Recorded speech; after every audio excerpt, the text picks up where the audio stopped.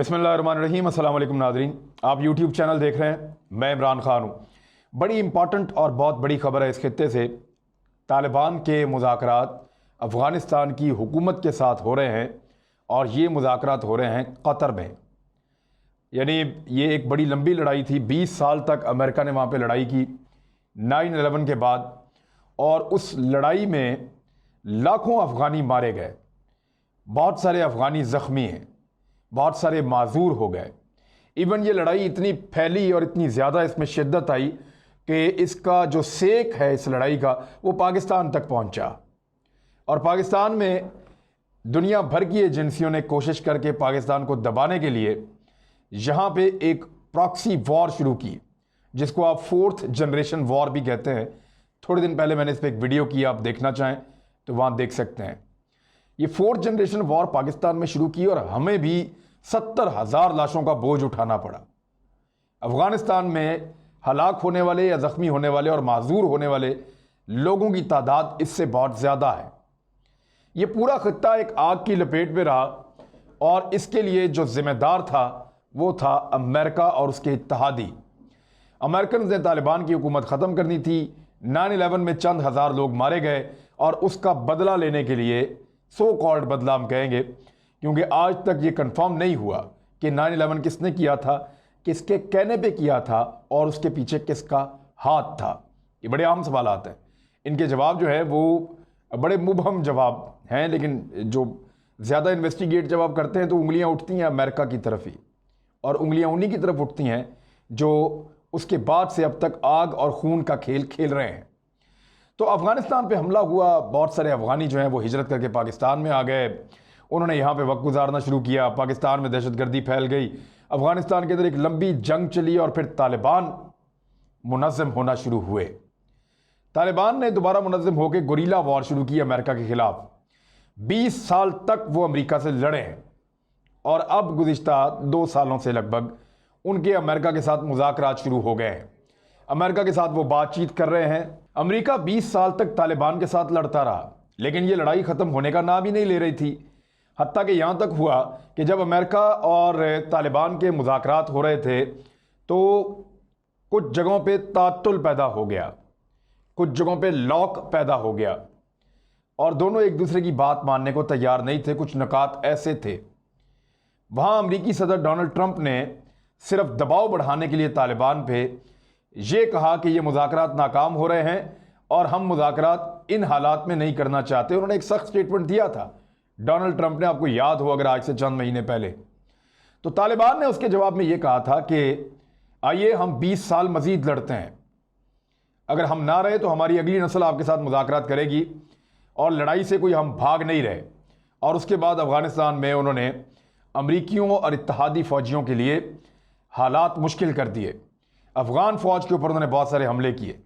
फिर अमेरिका घुटनों पे आया और अमेरिका को दोबारा मुज़ाकरात करने पड़े और पाकिस्तान का बड़ा अहम रोल है इसमें। भारत कोई रोल प्ले नहीं कर पाया। भारत ने बड़ी कोशिश की कि तालिबान से और अफ़गानिस्तान की हुकूमत के साथ मिलकर कोई ऐसे हालात पैदा करे कि भारत एक बुनियादी स्टेक होल्डर के तौर पे इन मुज़ाकरात का हिस्सा रहे, लेकिन ऐसा हो नहीं पाया क्योंकि भारत को सब ने किक आउट किया। और तालिबान ने तो यहाँ तक कहा कि भारत का रोल इस खित्ते में यह था कि उसने हमेशा गद्दारों का साथ दिया है, ऐसे लोगों का साथ दिया जो शरपसंद हैं।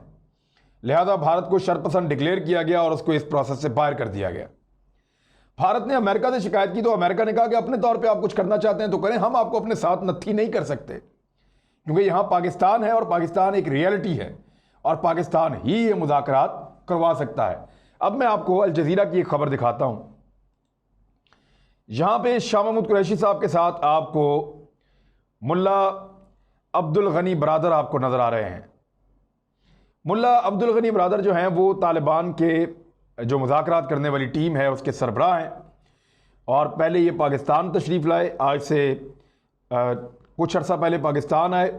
पाकिस्तान में इन्होंने शाह महमूद कुरैशी साहब और पाकिस्तान की जो टीम है जो तालिबान के मामलात को देख रही है और अफ़गानिस्तान के मामलात को देख रही है, उनसे मुज़ाकरात किए और पाकिस्तान ने इस ख्वाहिश का इजहार किया।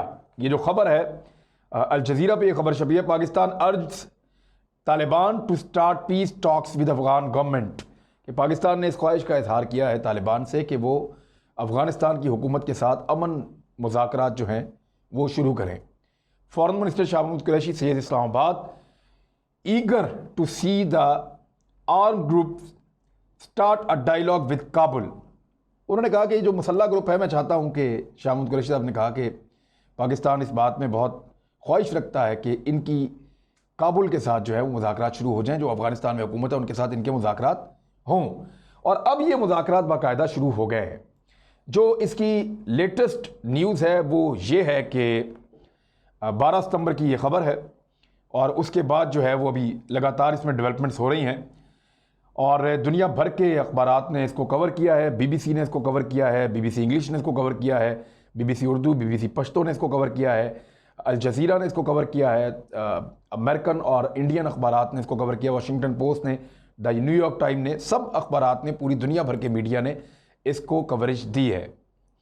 और BBC ने इसको इस तरह से बताया है कि बैनुल अफ़गान मुज़ाकरात के इफ्तिताही इजलास में जो चीज़ें हुई हैं उन्होंने उसके बारे में बताया कि किस तरह वहाँ पे ख़वातीन भी आई हैं, ख़वातीन सहाफ़ी भी आई हैं और तालिबान भी अपने साथ सहाफ़ियों का एक वफ़द लेकर आए हैं। वो एक दूसरे के इंटरव्यूज़ कर रहे हैं, पश्तो में और फ़ारसी में उनकी आपस में कन्वर्सेशन होती है और वहाँ पे इवन तालिबान का वफ़द जो है उसमें बहुत बड़ी तादाद में लोग हैं। इसी तरह जो हुकूमती वफ़द है उसकी सरबराही अब्दुल्ला कर रहे हैं जो अफ़गानिस्तान के सीनियर पॉलिटिशियन हैं, और दूसरी तरफ मुल्ला अब्दुल गनी बरादर हैं जो तालिबान की सरबराही कर रहे हैं। और कुछ बुनियादी चीज़ों के ऊपर दोनों ने अपने अपने मुतालबात पेश किए हैं कि वो किस तरह देख रहे हैं कि अमन अफ़गानिस्तान में लाया जाए। तो पहली चीज़ ये है कि अफ़गान गवर्नमेंट ने यह कहा कि फौरी तौर पर जंग बंदी कर दी जाए। तो तालिबान ने कहा कि जंग बंदी बड़ी ज़रूरी है, लेकिन उससे ज़्यादा ज़रूरी कुछ और चीज़ें हैं, उन चीज़ों को ख़त्म किया जाए जिनकी वजह से ये जंग चल रही है। ये बड़ा बुनियादी नुक्ता है। तालिबान ये कहते हैं कि यहाँ पे बैरून मुल्क से फोर्सेज आके बैठी हुई हैं जिनका इस्लाम से, अफ़गानिस्तान से कोई ताल्लुक़ नहीं है। वो फोर्सेज हमारी सरजमीन को खाली करें, यानी अमेरिका और अमेरिका के इत्तेहादी यहाँ से वापस जाएं। और उसके बाद क्योंकि अफ़गानिस्तान हमारा है तो हम तालिबान और अफ़गानिस्तान की हुकूमत हम मिलकर आपस में मुज़ाकरात करके मामला हल कर लेंगे। लेकिन सबसे बड़ी वजह यह है कि जो बाहर से आने वाले फ़ौजी हैं या फोर्सेस हैं वो यहाँ से वापस जाएं। दूसरा वो ये कहते हैं कि हमारे जिन लोगों को उन फोर्सेस ने या अफ़गानिस्तान की गवर्नमेंट ने गिरफ़्तार किया हुआ है उन सबको छोड़ा जाए, और छोड़े भी जा रहे हैं बहुत बड़ी तादाद में लोग, सबको छोड़ा जाए और फिर बराबरी की सतह पर बैठ के हम मुज़ाकरात करते हैं और अफ़गानिस्तान का एक नया हल निकालते हैं और उस हल में ही जंग बंदी होगी। तो कुछ बुनियादी चीज़ें हैं जो अफ़गानिस्तान के जो तालिबान हैं वो भी चाहते हैं और वहाँ की गवर्नमेंट भी चाहती है। और ये डायलॉग जैसे जैसे आगे बढ़ेंगे अफ़गानिस्तान में अमन आएगा, और जब अफ़गानिस्तान में अमन आएगा तो पाकिस्तान में अमन आएगा। तालिबान जो है वो पाकिस्तान को अपना खैर ख्वाह समझते हैं और एक कोई भी समझदार अफ़गान जो है वो पाकिस्तान को अपना खैर ख्वाह समझता है। इंडिया के इस खित्ते में कोई रोल हो नहीं सकता क्योंकि उसकी कोई बाउंड्री अफ़गानिस्तान के साथ लगती नहीं है। और यही बात प्राइम मिनिस्टर ऑफ पाकिस्तान भी अक्सर कहते हैं कि इंडिया यहाँ पे क्या लेने आता है, उसकी तो कोई बाउंड्री नहीं है और उसका इसके साथ कोई ताल्लुक होना नहीं चाहिए।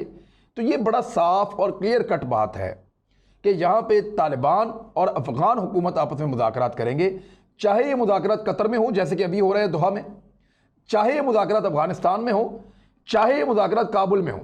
अच्छा, इस वक्त जो मुज़ाकरात हो रहे हैं उसकी कुछ तस्वीरी झलकियाँ भी हमारे पास मौजूद हैं। सबसे पहले तो इसमें माइक पोम्पियो भी शामिल हैं, डिप्टी प्राइम मिनिस्टर जो दोहा के हैं वो भी इसके अंदर शामिल हैं और उनके पास ही फॉरेन अफेयर्स की मिनिस्ट्री भी है।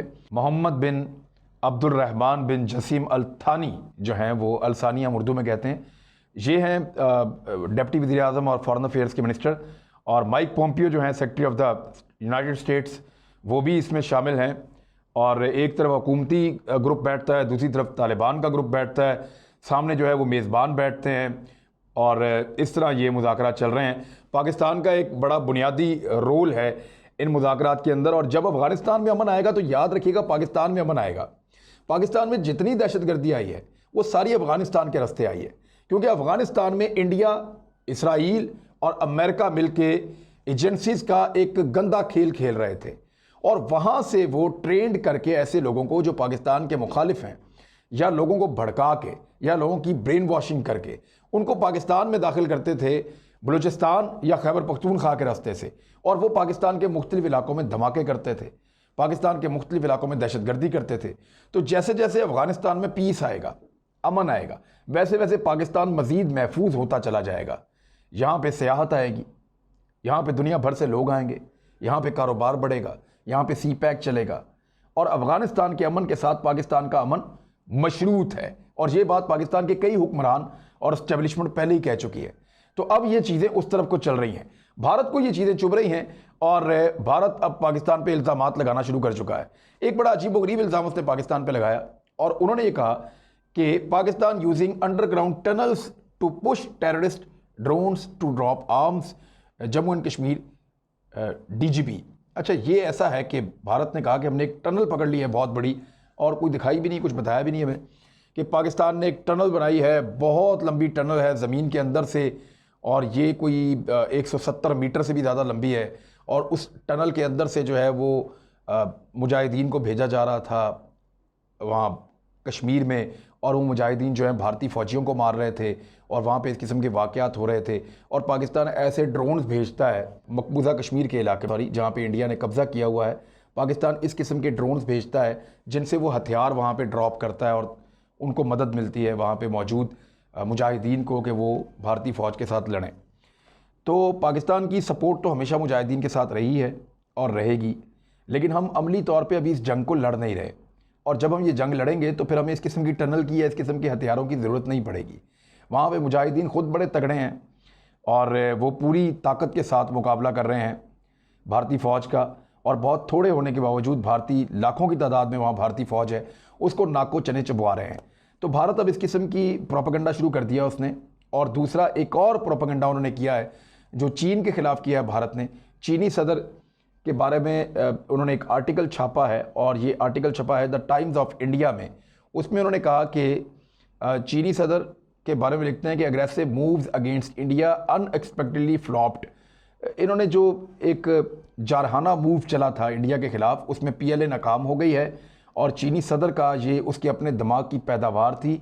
उन्होंने ये सारा प्लान किया था कि पीएलए के ज़रिए से कैसे हमने भारत को नुकसान पहुंचाना है, और इसमें चीन नाकाम हो गया और भारत जीत गया। हालांकि पिछली वीडियो में मैंने आपको बताया कि कैसी ही कुट पड़ी है इंडिया को, और किस तरह वो टेबल के ऊपर पूरा का पूरा ईस्टर्न लद्दाख का वो खित्ता जिस पे चीन ने कब्जा किया था उसको हार कर आ गया है। तो अब भारत के पास बजाय इल्ज़ामात लगाने के, चाहे वो पाकिस्तान पे लगाए चाहे वो चीन पे लगाए, उसके पास अब बाकी कुछ बचा नहीं है। इसकी डिटेल में बाद में जाएंगे, लेकिन तालिबान की तरफ वापस आते हैं। अमेरिका ने 20 साल लड़के देखा, और उन लोगों से लड़ा जिनके पास कुछ भी नहीं था ईमान की ताकत के अलावा, और आज अमेरिकन जो हैं वो लड़ाई से भाग रहे हैं। और तालिबान ये कहते हैं कि अगर आपको लड़ना है तो आइए और लड़ देते हैं। तो ये है हक की ताकत।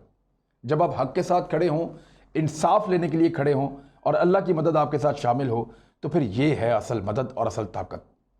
अमेरिका अपने आप को सुपर पावर कहता है, उसके लिए जान छुड़ानी मुश्किल हो गई अफगानिस्तान में, और अब वो वहाँ से भाग रहा है उन लोगों को छोड़ के, जैसे वो पाकिस्तान को छोड़ के भाग गया था। इस खित्ते में बदअमनी फैला के अमेरिका पहले भी भाग गया था। अब अमेरिका दोबारा भाग रहा है और वो यहाँ से जा रहा है, लेकिन इस मरतबा पाकिस्तान इस चीज़ को इंशाअल्लाह इस खित्ते में कंट्रोल करेगा, क्योंकि पाकिस्तान एक बड़ी कलीदी हैसियत हासिल कर चुका है, और अफगानिस्तान की पूरी पीस टॉक के प्रोसेस के अंदर पाकिस्तान ने अपने आप को पूरी तरह अंगेज रखा हुआ है, और चीन भी इसके अंदर अंगेज है। तो आने वाले वक्त में यहाँ पे बजाय इसके कि खाना जंगी हो, ये मामला बड़े आराम से मुझे हल होते हुए नज़र आ रहे हैं। और एक मुश्किल इंतखाब तो होगा अफगानिस्तान में, यानी एक ऐसा इंतखाब हो सकता है जिसमें धमाके हों, ऐसा इंतखाब हो सकता है जिसमें गोली चले, एक ऐसा इंतखाब हो सकता है जिसमें लाशें गिरें, लेकिन उस एक इंतखाब के बाद अफ़गानिस्तान आहिस्ता आहिस्ता अमन की तरफ बढ़ता चला जाएगा, और अफ़गानिस्तान का अमन पाकिस्तान का अमन होगा। इस खित्ते का मुस्तकबिल बड़ा महफूज है अगर भारत बाज आ जाए तो। भारत के हवाले से कुछ और चीज़ें उन पर बात करेंगे अगली व्लॉग में। अपना ख्याल रखिएगा, हमारे चैनल का भी। अल्लाह हाफ़िज़।